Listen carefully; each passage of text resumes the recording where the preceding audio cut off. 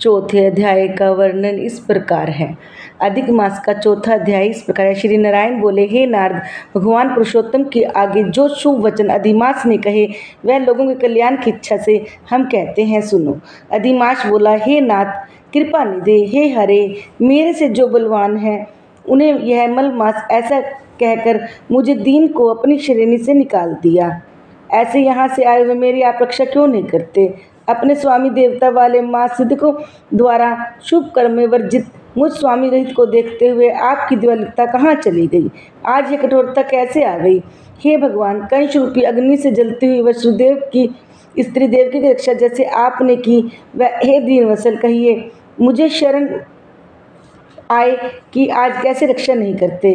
पहले द्रुपद राजा की कन्या द्रौपदी की दुशासन के दुख से जैसे आपने रक्षा की, वैसे ही दीन दयाला कहिए मुझे शरण आए कि आज रक्षा कैसे नहीं करते? यमुना में कालिया नाग के विष से जो चरण वाले पशुओं आपने रक्षा की, ऐसे वैसे ही दीनवत्सल कहिए मुझे शरण आए कि आज कैसे रक्षा नहीं करते? पशु और पशुओं को पालने वाले हैं पशुपालकों की स्त्रियों की जैसे पहले वर्ज में संपर्क के वन में लगी हुई अग्नि से आपने रक्षा की, वैसे ही दीनवत्सल कहिए मुझ शरण आए कि आप रक्षा कैसे नहीं करते? मगध देश के राजा जरासंध के बंधन से राजाओं की जैसे रक्षा की, वैसे दीनवत्सल कहिए मुझे शरण आए आप कि आप रक्षा नहीं करते? आपने ग्रह के मुख से गजराज की झट आकर जैसे रक्षा की, वैसे ही दीनवत्सल कहिए मुझे शरण आए कि आज रक्षा नहीं करते। श्री नारायण बोले, इस प्रकार भगवान को कह स्वामी रहित मलमास आंसू बहाता मुख के लिए जगपति के सामने चुपचाप खड़ा हो रहा। उसके रोते ही देखते भगवान शीघ्र ही दयार्थ हो गए। पास में खड़े दीन मुख मलमास से बोले, श्री हरि बोले, हे वत्स,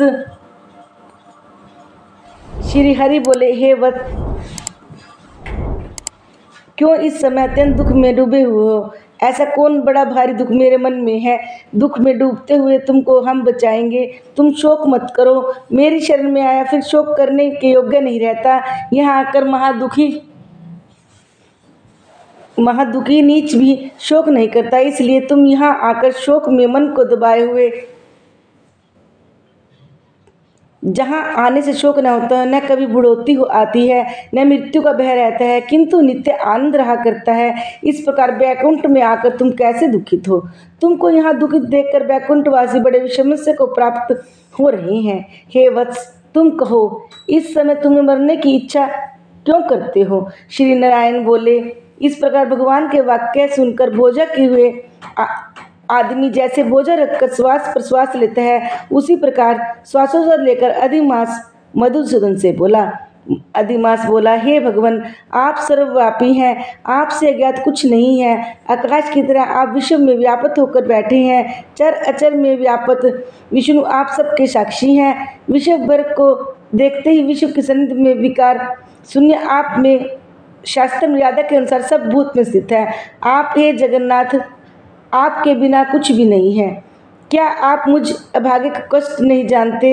यद्यपि हे नाथ, मैं अपनी व्यथा कहता हूँ। जिस प्रकार मैं दुख जाल से घिरा हुआ हूँ, वैसे ही दुख को मैंने न कहीं देखा है न ही सुना है। क्षण निमेष मुहूर्त पक्ष पास मास दिन और रात सब अपने अपने स्वामी के अधिकारों से सर्वदा बिना भय के प्रसन्न रहते हैं। मेरा न कुछ नाम है, न मेरा कोई अधिपत्य है, न मेरा कोई आश्चर्य है, न शनादित समस्त स्वामी वाले देवों ने शुभ कार्य से मेरा निरादर किया है। यह मलमास सर्वदा त्याज्य है, अंधा है, गर्त में गिरने वाला है, ऐसा सब कहते हैं। इसी के कारण मैं मरने की इच्छा करता हूँ।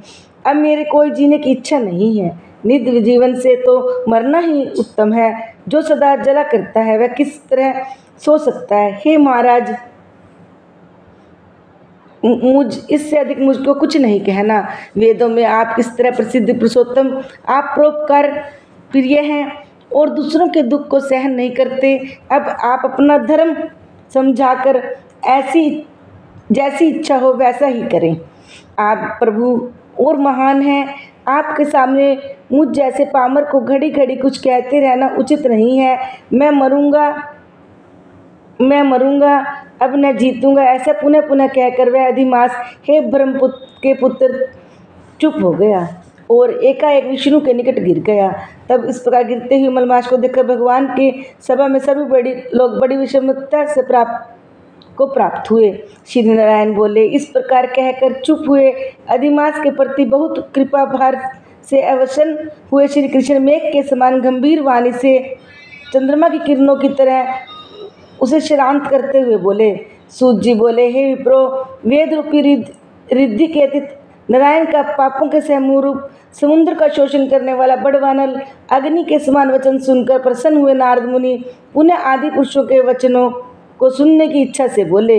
इसी प्रकार पुरुषोत्तम मास का चौथा अध्याय संपन्न हुआ। बोलो अधिक मास की जय, विष्णु भगवान की जय, श्री हरि कृष्ण भगवान की जय।